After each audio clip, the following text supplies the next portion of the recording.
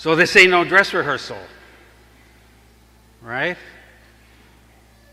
That's what the man always said about life. This ain't no dress rehearsal. This ain't no dress rehearsal. Jesus is talking about living with a sense of urgency, because life, the life we're living it ain't no dress rehearsal. This is it. And so he asks us to live in that awareness of that, with a sense of urgency. Thank God for the Spirit. Thank God for the human spirit, which is the Spirit of God within our spirit. Our spirits have the gift of the divine spirit within our spirits. We have the gift of divine life. And so the human spirit, we can rely on the human spirit so much to keep us in this place of urgency and to live like life, like this ain't no dress rehearsal. This is the real deal. Because our spirits are always wanting to do two things. The spirits are always pulling and tugging at us within our spirit. The human spirit is always on the lookout for the most basic project in life, which is, have I found the direction of the movement of my life? That is the most basic project that all of us always have to face all the time. Have I found the direction my life is moving in? My life is on the move. I can feel it. But do I know what? Have I found the direction? Because the direction of our lives is a movement that we can find, or it is one that we can lose.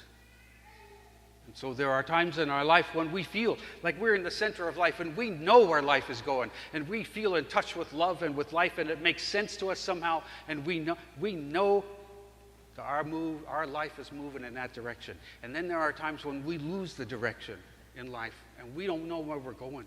We don't know what our life is about or where it's going. We don't seem to get love. We don't seem to understand. We are not in the heart of things anymore. We're on the edges, and we can't figure out where life is moving.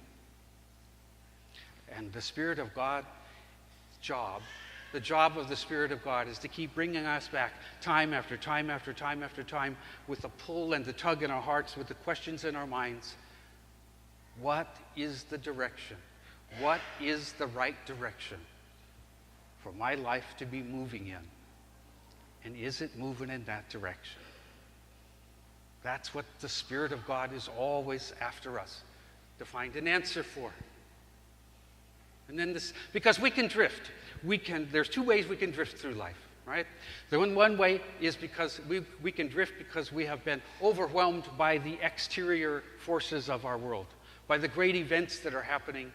They can seem to overwhelm us, and we can just say, well, I'll just drift wherever they take me. I'll just go where everybody else is going. Because these great events are so great, I will just go wherever they go. I'll think what they think and do what they do and say, and I'll drift, and I'll lose the direction of life.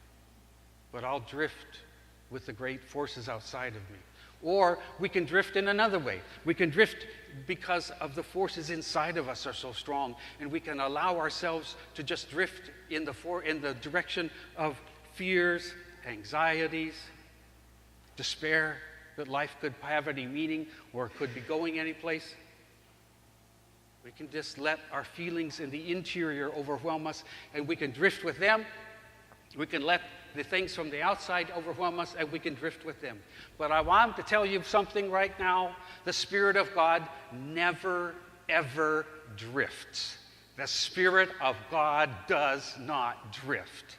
The Spirit of God always leads us to go in the direction of our life, the direction our life is moving, and it does not drift with the outside forces, and it does not drift with the inside forces. It never drifts. It gives us a direction. It helps us find the direction of the movement of our lives, the most basic project of our lives. And it does not drift for anything. And then the other thing that the Spirit of God is always doing within us is it gives us freedom. It's always calling us to freedom. And in our country, we have gotten to where we have a kind of silly notion of freedom. We think that freedom is just about having thousands of choices. If I just have all kinds of choices, so, I must be free because when I go to the store, I can choose between 150 different cereals, breakfast cereals. So look at all the choices I have. I must be free. And if I turn on Netflix, I've got, I don't know, 500 movies I could choose from. I got lots of choices. I must be free. That's a pretty trivial idea of freedom. That's a kind of freedom that can just be lost in the trivialities of thousands of little trivial decisions. It can be distracted from the great questions of life. The freedom that the Holy Spirit gives us is the freedom to become the kind of people that we are called to be. The Holy Spirit of God is not just asking us to say, what are you good at? Put your best foot forward. No, it puts a question in our hearts, first of all. A question that says, who are you called to be? Who are we going to make ourselves to be by the decisions that we make? That's the job of the Holy Spirit always. Where is your life going? Have you found the direction and the movement of life?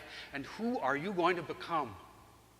Because we make ourselves to be who we're going to be by the decisions that we make.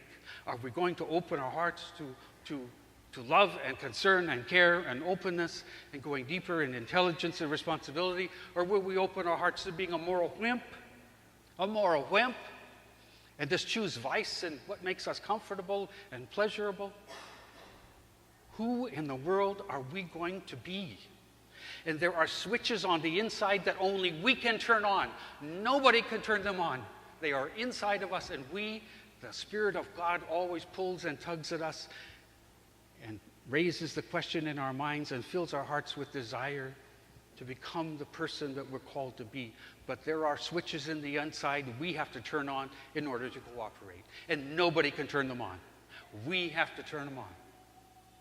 And the Spirit of God helps us, urges us, but we've got to flip the switches and finally say, here is who I'm going to make myself to be by the decisions that I make. Nobody can make me who I need to be. Nobody can make those decisions but me. Only I can make them. And the Spirit of God is here to give us the freedom to be free enough to make those decisions, to free ourselves from our addictions, our illnesses, our sicknesses, our fears, our anxieties. Give us the freedom to decide we're going to be who we are going to be by the decisions that we make. Now, this may sound good, it may sound challenging, but I got a question for you. Isn't exactly what I've just said what we want for these little children? Isn't what is in our hearts and in the hearts of these mothers and fathers what they want for Aliyah is to find the direction her life is moving, to find the right direction her life is moving in, and to become the person that she can make herself to be with her decisions, the best that she can be. Isn't that what you want? Isn't that what we want for them? Isn't that what we want for David Donald? Now, I've just got one question. If that's what we want for them, and that's what we say baptism, that's what we say at baptism, our hearts are long for what the Spirit within us longs for David Donald, that he would find his way in life. And he wouldn't just drift through life, but he'd find his way. And he'd become the kind of person that only he can make himself to be by his most brave and loving decisions. If we want that for them, then that means one thing, that this baptism we're going to do is not just about Aliyah and David Donald. It's about you and me too.